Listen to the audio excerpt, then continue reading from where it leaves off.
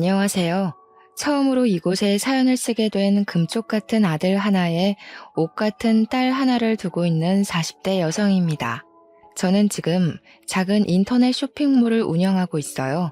큰 사업체는 아니더라도 그래도 꽤 매출이 괜찮습니다. 제가 처음 사업을 시작한 것은 혼자 아들을 키워내야 했기 때문입니다. 그때 당시 남편이 없었거든요. 그리고 거짓말처럼 그 남편 덕분에 사업이 번창하게 되었습니다. 이제 이야기해 드리겠습니다. 제 팔자가 참 기구하다 했지만 어쩌면 그 사람 덕분에 행복한 나날을 사는 건 아닌지 생각하기도 합니다. 남편을 처음 만난 것은 제 대학 동창회 주선으로 만난 소개팅이었어요. 둘은 같은 직장 선후배 사이였거든요. 처음에는 연애보단 제 취미에 관심이 많았기에 몇 번이나 소개팅을 거절했었습니다.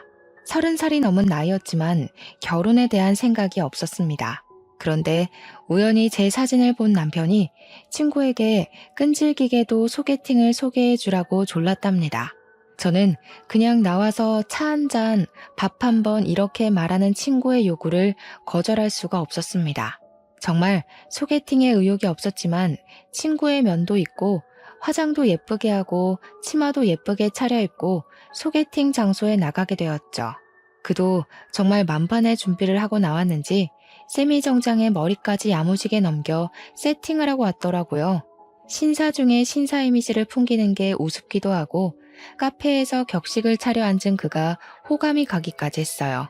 그리고 가끔 던지는 유머가 정말 센스가 넘쳤죠. 여자는 길을 건널 때 안쪽에, 여자는 차가운 곳에 앉으면 안 된다고 손수건에. 정말 시대에 맞지 않는 그의 젠틀해도 저는 마음에 들었나 봅니다. 그래서 그가 애프터 신청을 하자 냉큼 받아들였습니다. 귀가 찢어져라 웃어대던 그는 다음 데이트 코스를 벌써 쪄놨다며 기대하라고 하더라고요. 사실 오래 만날 거란 기대 없이 나간 자리였고 막상 나가서 보니 호감 가기도 했고 30대가 되다 보니 외롭기도 했는지 그 남자를 계속 만나게 되었습니다. 항상 데이트를 정성스럽게 준비하는 그였기에 그와 자연스럽게 만남을 가졌죠. 그러다 저는 갑작스러운 임신을 하게 되었습니다. 분명 피임을 한다고 한 것 같은데 말이죠. 제가 임신 소식을 알렸을 때 그는 뛸 듯이 좋아하더라고요. 자신이 아빠가 된 게 맞냐면서요. 그의 모습에 저는 이 남자 나를 사랑하는구나 하고 느꼈어요. 1년도 안 된 연애에 저는 사실 그를 사랑하는지 확신이 서지 않았습니다. 하지만 아이를 위해 그와의 결혼을 선택했습니다. 뱃속에 있는 생명은 제가 책임을 져야 한다고 생각했거든요. 임신이 되면서 급하게 상견례를 하고 식장을 구하고 아파트를 구하느라 하루 종일 파김치가 될 지경이었어요. 그래도 어쩌겠어요. 아이는 생겼고 뱃속의 아이는 자랄 텐데요. 결혼을 서둘러야 했습니다. 너무 서둘러서 그럴까요? 가끔 뱃속의 아이를 원망스러울 때도 있었어요. 달가운 임신이 아니었기에 아이만 안 생겼으면 여유 있게 결혼 준비를 했을 텐데 하고 말입니다. 집을 계약하고 결혼식장에서 미리 예복을 입어볼 때였어요. 아랫배가 묵직하면서 너무 아파지는 거예요. 저는 드레스를 입은 채로 쓰러졌습니다. 급하게 응급실로 실려가고 자궁외 임신으로 긴급 수술을 해야 한다고 하더군요. 자궁에 정상적으로 착상을 한 게 아니라 제 왼쪽 나팔관에 착상을 해서 자궁외 임신이 되었다고 했습니다. 조금 늦게 발견했는데 더 늦었다면 나팔관 파열로 큰일 날 뻔했다고요. 아이가 들어있는 나팔관을 어서 잘라내야 한다고 하더군요. 순간 눈물이 왈칵 흘렀습니다. 결혼 준비로 제때 산부인과에 가서 진찰을 받지 않아서 그런 건 아닌지, 제가 아이를 환영하지 않아서 생긴 일은 아닌지, 아이가 제가 원망한 걸 알아서 그렇게 된 일은 아닌지 머릿속에 별별 생각이 들더라고요. 아이는 그렇게 제 한쪽 나팔관과 함께 저와 헤어져야 했습니다. 처음부터 아이를 환영했다면 얼마나 좋았을까 후회하고 또 후회했습니다. 수술을 하고 정신이 드니 남편이 제 손을 꼭 잡고 괜찮다고, 아이야 결혼 후에 또 가지면 된다고 다독이더군요. 하지만 어른들의 생각은 항상 우리의 예상과 비켜가잖아요. 저희 역시 다르지 않더군요. 그때 병원으로 찾아온 시어머니와 시아버지는 저를 보시자마자 남편과 저에게 닥달을 하셨습니다. 아니, 뭘 어떻게 했길래 아이가 착상을 엄한 곳에 해? 제 몸에 이상 있는 거 아니냐? 이제 나팔관도 하나 없다면서. 그럼 임신은 가능하긴 한 거야? 아유, 어머니 걱정하지 마세요. 나팔관 하나 잘라냈어도 나머지 하나가 있잖아요. 금방 생긴 아기니까 결혼 후에도 금방 생길 거예요. 뭘 그렇게 걱정을 하고 그러세요. 저는 둘의 대화에 꿀먹은 벙어리가 되어야 했습니다. 아이를 잃은 엄마가 왜 죄인 심정이 되어야 하는지 그제야 알겠더라고요. 아무 잘못도 없었지만 저는 그들 앞에서 죄인이 되어 있었습니다. 방금 의사 만나고 왔다. 나팔관 하나만 남으면 그만큼 임신율이 떨어진다고 하더구나. 그래가지고 정상적인 애를 낳긴 하는 거야? 문제 있는 애 낳지 말라는 법도 없잖아. 당장 이 결혼 취소해. 처음부터 애부터 달고 오는 애를 거두는 게 아니었어. 어머니, 무슨 말을 그렇게 말하세요. 그래도 제 아이 엄마입니다. 제가 사랑하는 사람이고요. 저 사람 혼자 애를 만들었어요. 저도 같이 만들었어요. 그만 좀 하세요. 저희 결혼이고 저희가 함께하길 원해서 하는 결혼입니다. 시어머니는 얼굴이 새빨개지셔서 가방으로 남편을 때리셨어요.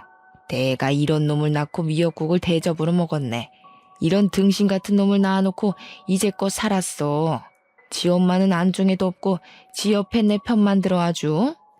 시어머니는 화가 머리끝까지 화가 나셔서 시아버지와 함께 병원에서 나가셨습니다. 남편은 제 어깨를 토닥이며 미안하다고 하더군요. 남편은 손이 귀한 집의 5대 독자였습니다.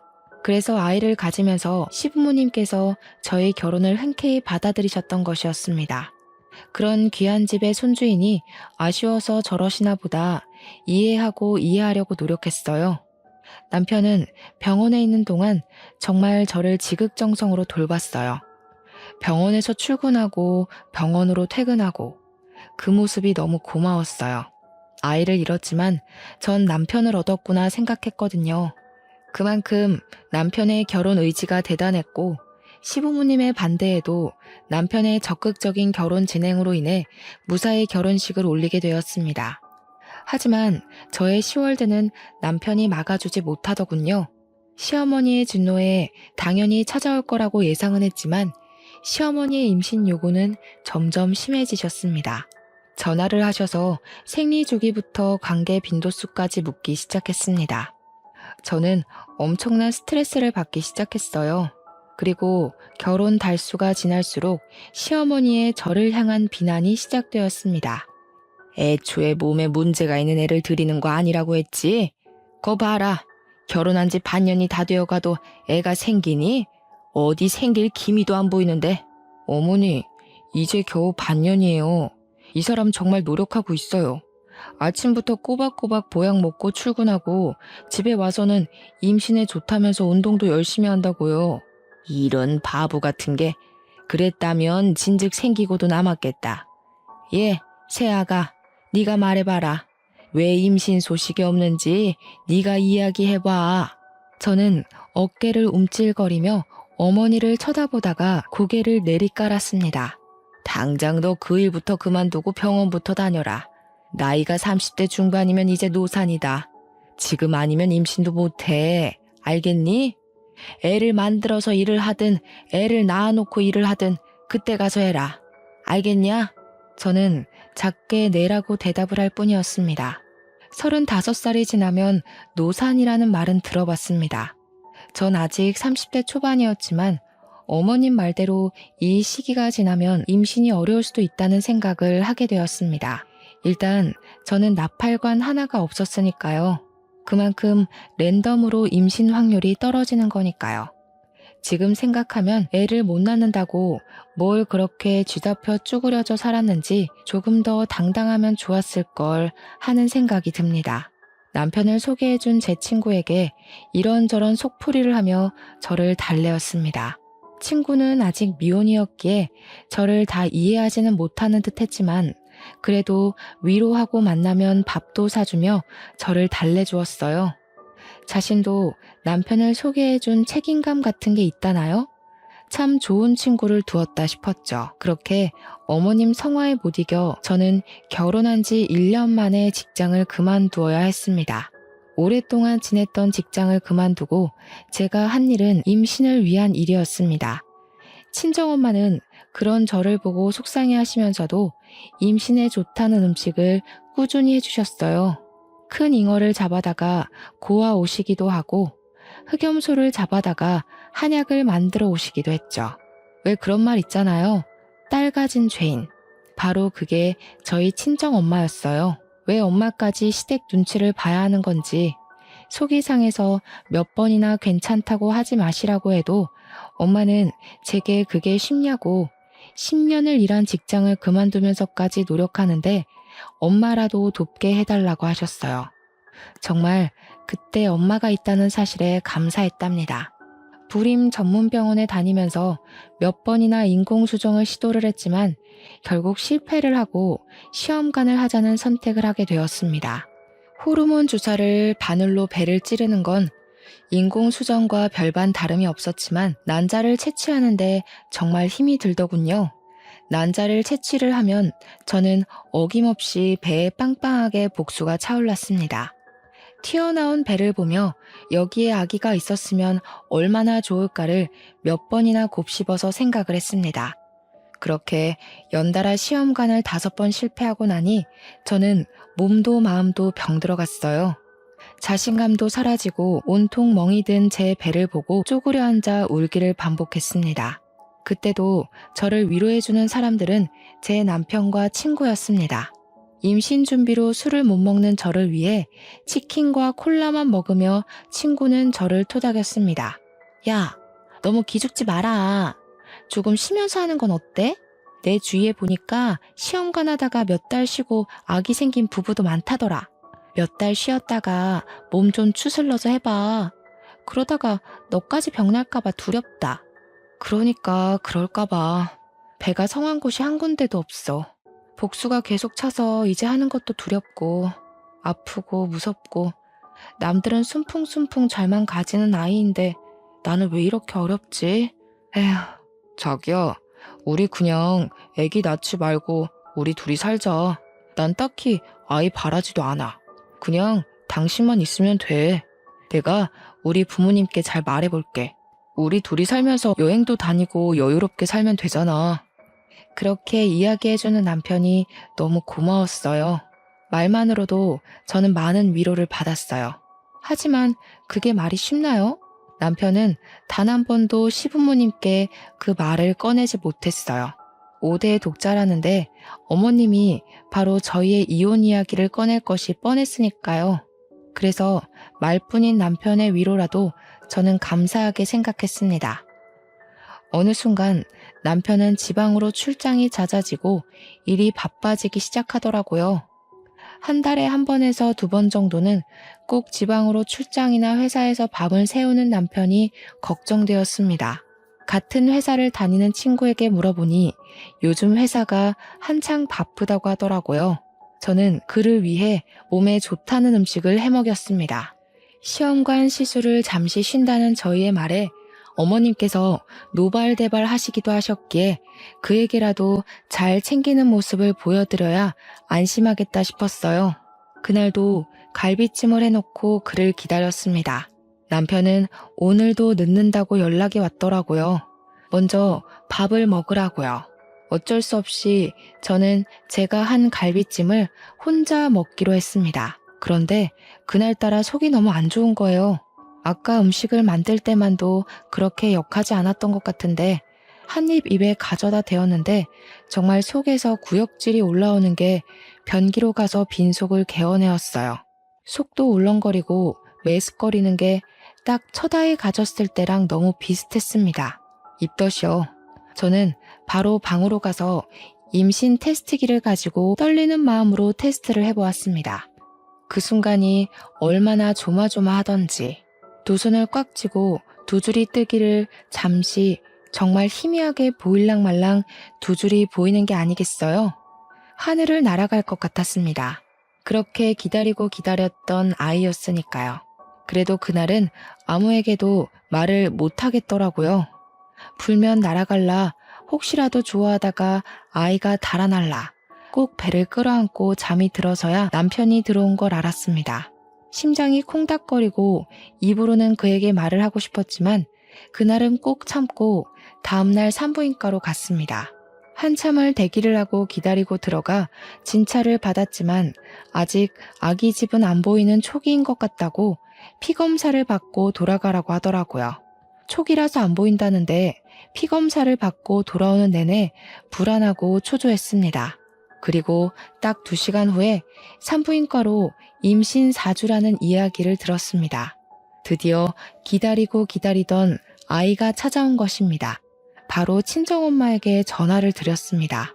엄마는 4주의 입덧이라니 성질머리도 급한 애인가 보다 하시며 웃으셨어요. 그리고 시댁에게는 알리지 못하고 남편을 기다렸습니다. 전화하면 기뻐할 것을 알았지만 또 전처럼 같은 실수가 되풀이되면 어쩌나 하는 불안감이 컸던 것 같아요. 남편은 그날도 밤이 늦어서야 집에 들어오더군요. 저는 남편에게 테스트기와 피검사로 4주차라는 것을 알려주었습니다. 그런데 남편의 표정이 하나도 기쁜 표정이 아닌 겁니다. 딱딱하게 굳어있는 그의 표정에는 미소가 없었습니다. 첫 아이 때와는 너무 다른 그의 표정에 저는 실망을 감출 수가 없었어요. 아이가 생긴 게 기쁘지 않냐고 물었더니 기쁘다. 딱 이 한마디 하는 겁니다. 얼마나 기다리던 아이인데 어떻게 저 한마디로 퉁치려 하는 건지 저는 도저히 이해가 되질 않았습니다. 친구에게 전화를 걸어 그가 변했다. 그 사람 혹시 바람난 거 아니냐부터 해서 온갖 푸념을 했습니다. 다음날 바로 친구가 집으로 찾아왔더라고요. 선배, 진짜 너무한 거 아니에요? 와이프가 아이를 가졌으면 들쳐안고 좋아하지 못할 망정. 좋다는 표현도 제대로 안 했다면서요? 어떻게 그래요? 나도 물론 좋지. 그런데 또 전처럼 그렇게 좋아했다가 그럴까봐 너무 걱정돼서 그렇지. 이번이 마지막인 것 같기도 하고. 마지막이라니? 무슨 말이 그래. 우리 둘째도 낳아야지. 안 그래? 아이 하나만 있으면 외롭대. 하나 더 낳아서 키우자. 그의 입에 어색한 미소가 피어났습니다. 그도 첫 아이를 잃고 저만큼 많이 힘들어했구나 하는 생각이 들었어요. 같은 부모니까요. 그를 꼭 끌어안고 이번엔 괜찮을 거라고 위로를 해주었습니다. 이번에는 절대 아이를 지켜내겠다는 결심으로 절대로 무리한 일을 하지 않았습니다. 그렇게 아이는 제대로 제 자궁에 예쁘게 안착을 잘 해주었습니다. 작게 불러오는 배가 신기해 자꾸 손으로 문질러 보고 아직 듣지 못한다는 걸 알면서 말도 걸어보았습니다. 그렇게 저는 드디어 아이가 안정기에 들어설 때였습니다. 남편이 필리핀으로 출장을 가게 되었습니다. 그의 짐을 하나 챙겨서 캐리어에 넣으면서도 서운한 마음에 입을 삐죽거렸어요. 남편은 며칠 안 걸리는 일이니 일주일 안으로 오니까 걱정하지 말라는 말을 하더군요. 저는 그를 보내기 싫었지만 출장이라니 아무 말도 못하고 그를 보내야 했습니다. 그렇게 그가 떠나고 한 3일이 지났을까요? 필리핀 현지에서 큰 태풍으로 초토화되었다고 방송이 되더라고요. 저는 걱정이 되어서 남편에게 전화를 걸었습니다. 그런데 현지가 태풍 때문인지 전화가 연결이 안 되더라고요. 마음은 초조하고 불안하기만 했습니다. 같은 회사에 다니니 친구에게 전화를 걸어보니 친구도 전화를 받지 않는 겁니다. 저는 신랑이 묵는 호텔에 전화라도 걸자는 심정으로 남편 회사로 전화를 걸었습니다. 그런데 저는 거기서 황당한 이야기를 들었습니다. 남편이 출장이 아니라 휴가를 썼다는 겁니다. 그것도 제 친구랑 둘이서요. 동시에? 같이? 친구는 저에게 휴가를 썼다는 말을 한 적도 없었습니다. 뭐 그럴 수도 있죠. 친구 사이에 휴가를 일일이 썼다고 보고하진 않잖아요? 며칠 전 친구와 전화했을 때만 해도 회사가 바빠서 아무 데도 못 간다. 너희 남편도 출장 때문에 애 많이 먹는다. 이랬거든요. 저는 철석같이 믿을 수밖에요. 다시 남편 회사의 출장 스케줄에 대해 물어보았습니다. 웬걸? 지난 1년 동안 남편에게는 출장이 없었습니다. 저는 감쪽같이 속아왔던 겁니다. 남편과 친구에게. 그리고 감이 왔습니다. 이 두 사람 나에게 숨기는 게 있다는 걸요. 그제야 남편이 왜 아이를 반기지 않았는지, 친구가 빈번하게 저에게 전화를 걸며 어디 있냐고 확인을 했는지 알게 되었습니다. 그럴 거면 처음부터 둘이 사귀지 왜 저를 소개시켜준 걸까요? 하늘이 원망스럽고 믿었던 친구와 남편의 배신으로 세상이 무너져 내렸습니다. 그러던 중 경찰서에서 전화가 와서 남편이 실종되었다고 하더라고요.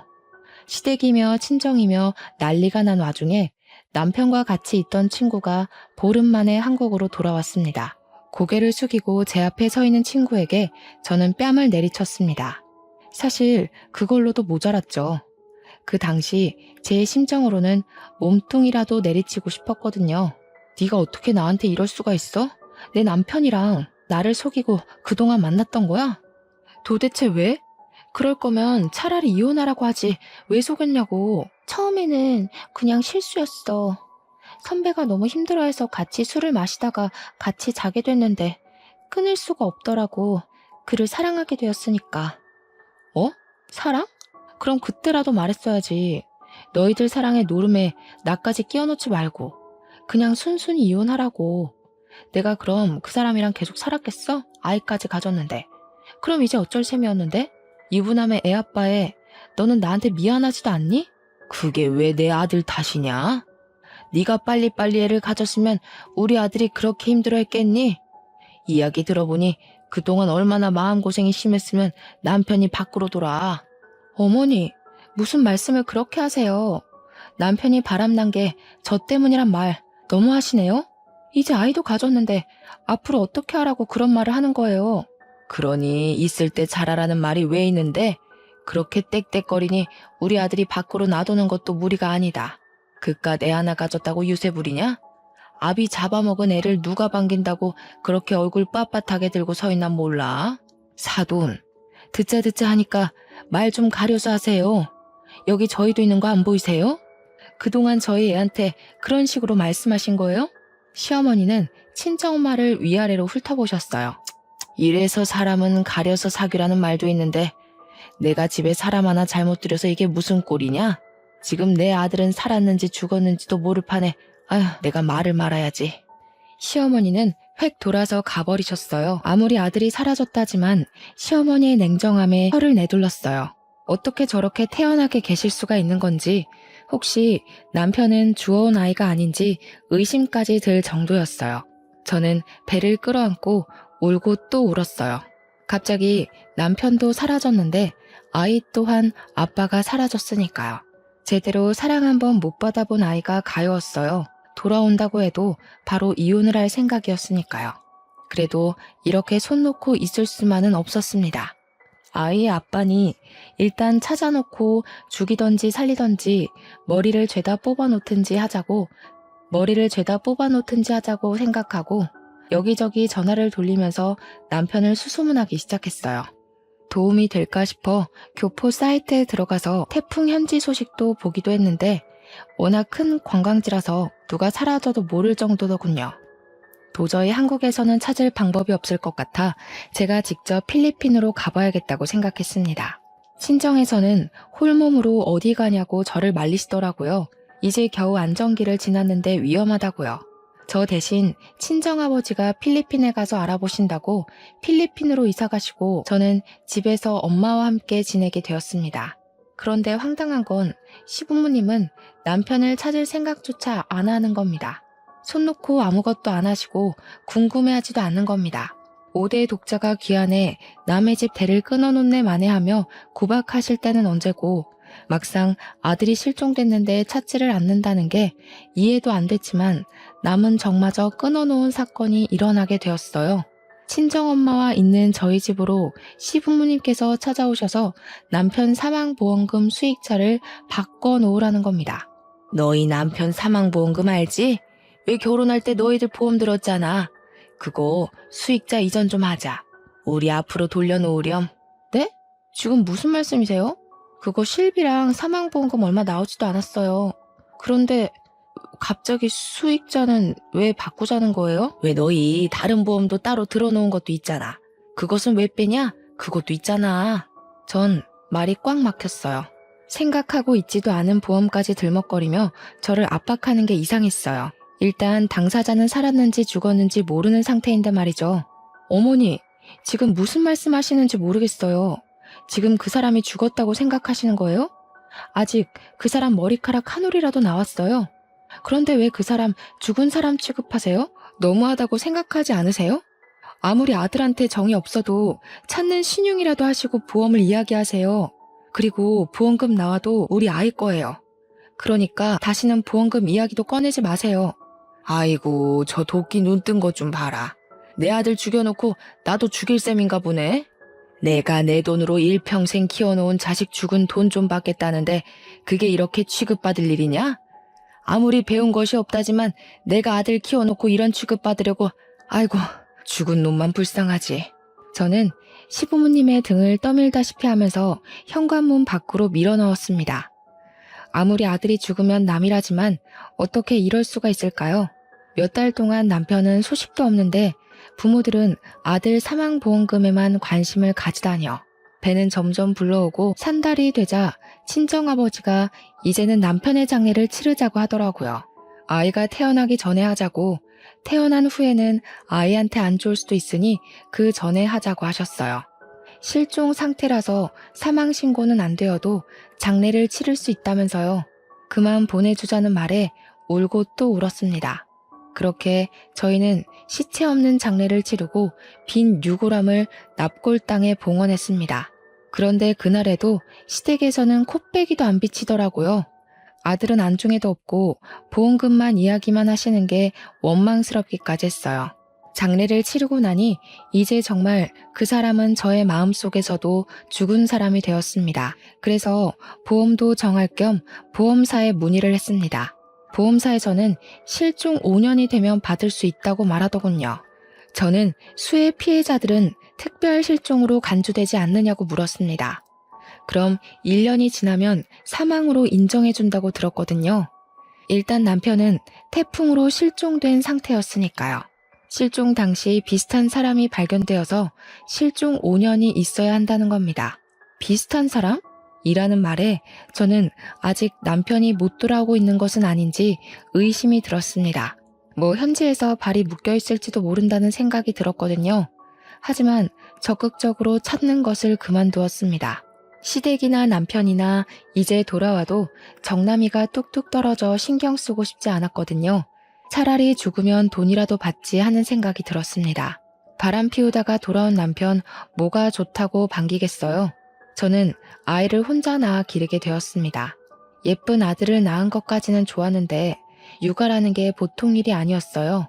결국 저는 집을 내놓고 친정으로 들어가서 살게 되었어요. 일을 하면서 아이를 돌볼 수가 없었거든요. 그러면서 아이를 돌보면서 할 수 있는 일을 찾아보게 되었습니다. 인스타에서 아이들의 용품을 올리면서 파는 지인을 보게 되어 저도 같은 일을 하게 되었습니다. 그런데 벌이가 변변치가 않더군요. 아이는 자라고 돈 들어갈 때는 많아지는데 어떻게 할 수가 없으니 저는 자연스럽게 친정의 애를 맡기면서 다른 일을 병행했습니다. 낮에는 인스타 상품을 올리고 포장하고 배송하고 저녁에는 갈비집에 불판을 닦는 일을 했어요. 그런데 그곳에서 열심히 불판을 닦는데 누가 저를 알아보더라고요. 얼굴을 들어보니까 제가 아이들 운동화를 떼어다 파는 도매집 사장님이셨어요. 그는 왜 여기서 일을 하냐고 묻더라고요. 그는 워낙 서글서글한 사람이라서 그간 사정을 말을 했습니다. 그 뒤로 제가 짠해 보였는지 도배집을 들릴 때마다 아들 주라고 과자나 장난감을 쥐어주는 거예요. 아들이라도 데리고 가는 날이면 아들이 예뻐 죽겠다고 난리가 났습니다. 참 애들을 좋아하는 사람이라고 생각했는데 그가 저에게 데이트 신청을 하더라고요. 관심이 있다면서요. 하지만 전 그의 말을 거절했어요. 어쩌면 정말 남편이 살아있다면 이건 불륜이었고 그때 저는 연애할 틈이 나질 않았거든요. 그래도 그는 저를 찾아오며 가며 저와 아들을 알뜰살뜰 보살피더라고요. 기다린다면서 남편이 돌아와도 이혼이라는 걸 그는 알았으니까요. 참 듬직한 남자였어요. 그렇게 남편이 실종되고 5년이라는 시간이 후딱 흘러가더라고요. 저는 생각도 못하고 있었는데 경찰에서 전화가 왔어요. 사건 종결할 테니 남편 사망 처리하라고 하더군요. 귀찮은 말투에 해외 사건이니 이런 건 찾기 불가능이라고 툭 던지는 말투에 깊은 숨을 내쉬었습니다. 살아있으면 진작 왔을 시간이니 그의 사망 신고를 하고 저는 보험금이라도 위자료로 받아야겠다 생각했습니다. 그렇게 보험사로 가서 보험 문의를 하니 보험금이 제가 예상한 2억 5천이 아닌 7억이었습니다. 뭐가 이렇게 많나 봤더니 남편이 다른 보험 하나를 따로 들어놓고 불륜 여행 주제에 여행 보험까지 들어놓고 갔더군요. 참 기가 막히죠. 그래도 저는 그 돈을 감사히 받았습니다. 아들 잘 키우라고 돈은 넉넉하게 남겨뒀네 생각했습니다. 그리고 그 돈을 가지고 인스타의 작은 쇼핑몰이 아닌 인터넷의 쇼핑몰을 차렸습니다. 본격적으로 일을 시작하니 인스타에서 입소문이 크게 나면서 대박을 터뜨렸습니다. 드디어 숨이 트이는구나 싶었어요. 죽은 남편 덕이라고 생각했죠. 양심은 있구나 하고요. 그리고 거래처 사장이었던 그가 저에게 청혼을 했습니다. 남편도 사망 신고도 했고 사업도 자리 잡혔으니 자신을 받아주라고요. 5년 동안 한결같은 그를 어떻게 싫다고 할까요? 저희는 바로 결혼을 했습니다. 결혼을 하기 전까지 저는 그가 부자라는 사실을 몰랐습니다. 그는 이미 빌딩 몇 개를 소유할 정도로 그 지역에서는 유명한 재력가였더라고요. 왜 말 안 했냐 물어보니 악바리같이 버텨내는 저를 보고 나 돈 많으니 나한테 기대라는 말을 못했다네요. 재수없어 보일까봐 그때 당시 저는 그에게 곁을 내주지 않았었으니까요. 참 섬세하고 따뜻한 사람이었어요. 축복은 연달아 생겨온다고 하잖아요. 그 축복이 저에게 또 찾아왔어요. 그와 결혼한 지 몇 달 되지 않아 저는 둘째를 가지게 되었습니다. 그렇게 그 전에 바라던 임신이 그를 만나고는 순식간에 이루어지다니 그를 만난 것이 저에게 축복이자 선물 같았습니다. 그는 드디어 아들에게 동생이 생겼다고 얼마나 좋아하던지 그 모습에 또 감동을 했습니다. 그렇게 행복한 시간을 보내고 있는데 갑자기 누군가 현관문을 두드리며 초인종을 신경질적으로 눌러대는 겁니다. 제가 나가보니 전 시부모님이었습니다. 정확히는 실종된 남편의 부모님이죠. 그리고 그 옆으로 제 남편과 불륜을 저지른 친구가 있는 겁니다. 왜 찾아왔냐고 물어보니 전 남편의 사망보험금을 내놓으라는 겁니다. 네가 우리 아들 보험금 받아갔냐? 어디서 베어먹지 않은 행동이야? 어? 다른 남자랑 결혼했으면 내 아들 돈을 우리한테 줘야 하는 거 아니냐? 빨개진 어머님의 얼굴을 보고 저는 이를 꽉 깨물었어요. 그 돈은 절대 뺏길 수 없는 제 아들 돈이었습니다. 아빠에게 유일하게 받은 거니까요. 그게 왜 어머니 돈이에요? 수익자는 저로 되어 있어서 제가 받아온 건데요. 그리고 그의 아들도 여기 버젓이 살아있고요. 제가 왜 드려야 하죠? 아들은 다리를 꽉 끌어안고 처음 본 친할머니, 친할아버지를 물끄러미 보더라고요. 닮은 구석이 하나도 없는데 어디서 내 아들 새끼라고 말하는 거야?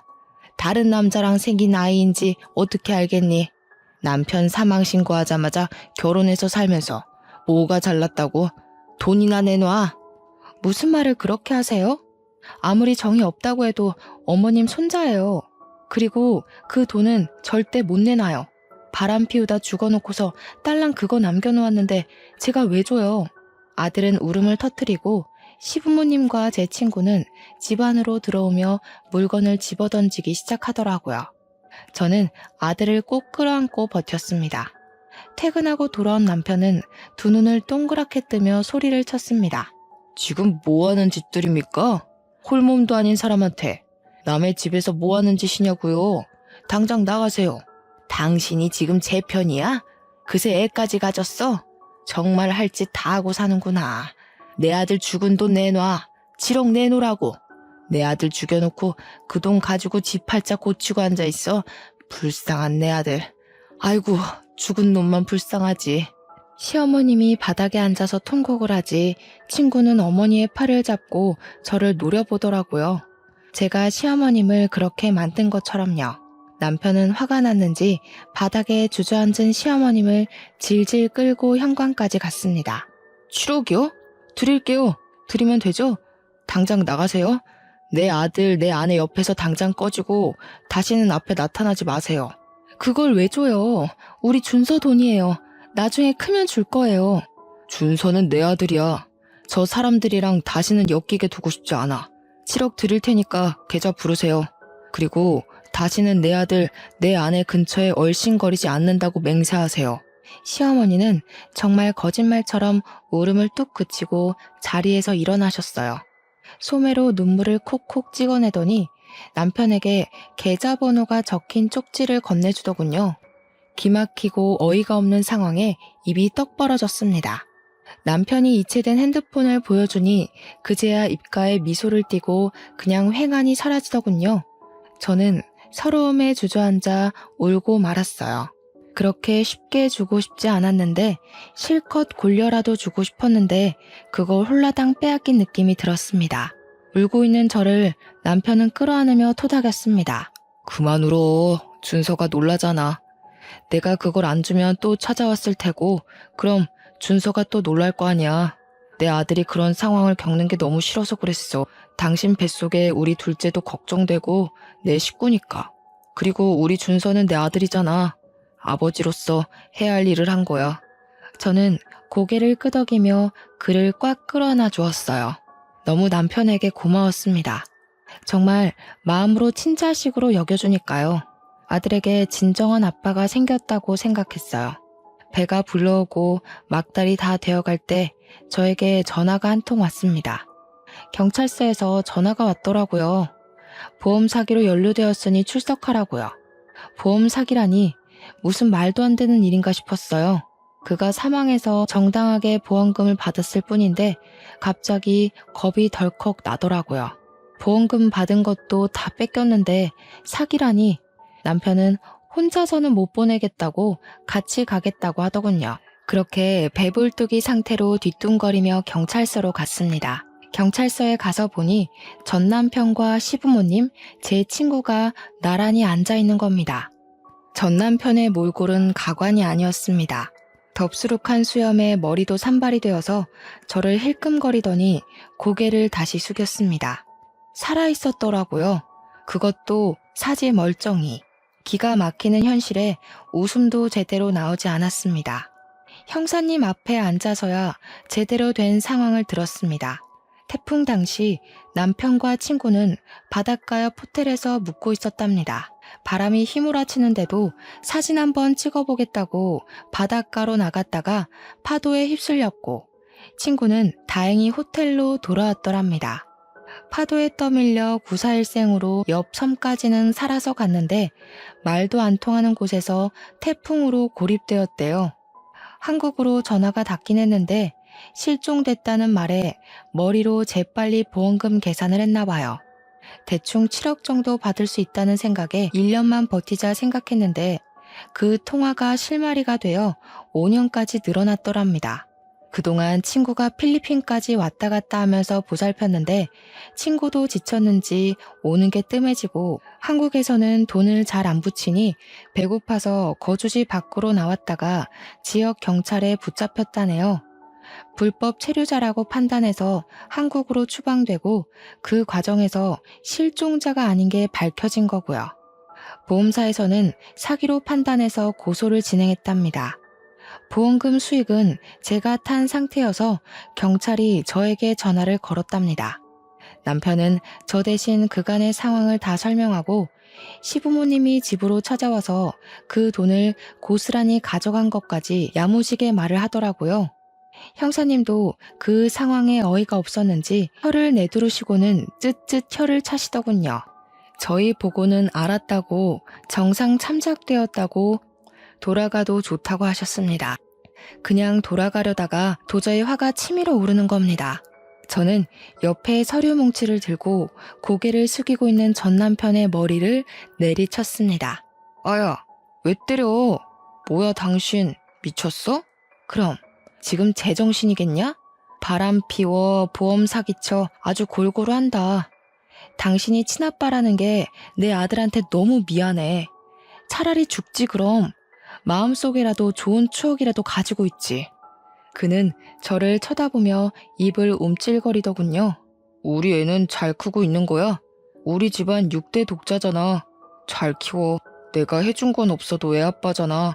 나중에 만나면 내가 잘해준다고. 아빠가 보고 싶다고. 내가 이런 건 다 너를 잘 키우려고 한 일이라고. 당신도 알잖아. 돈 없이 살면 얼마나 고생해. 그래서 그런 거야. 제 남편은 어이가 없다는 듯이 전 남편을 노려봤습니다. 죄송합니다만 준서는 제 아들입니다. 아버지 노릇 제대로 하지도 못하고 아들 키우려고 아등바등 사는 여자한테 남은 돈마저 빼앗아 가놓고 그게 할 말입니까? 같은 남자로서 이 사람에게 부끄러워서 제가 얼굴을 다 못 들겠더군요. 준서는 법적으로 마음으로도 저를 아빠라고 생각하고 있습니다. 그동안 그렇게 키웠고요. 다신 그 입에서 그런 이야기 안 했으면 좋겠네요. 가자 여보. 저는 그대로 돌아서려다가 다시 서류 뭉치로 남편의 머리를 내리치고서 경찰서 밖으로 나왔습니다. 나중에 지인에게 들은 말로는 남편에게 받아간 7억은 그대로 토해내고 보험 사기로 구치소에 들어갔다고 하네요.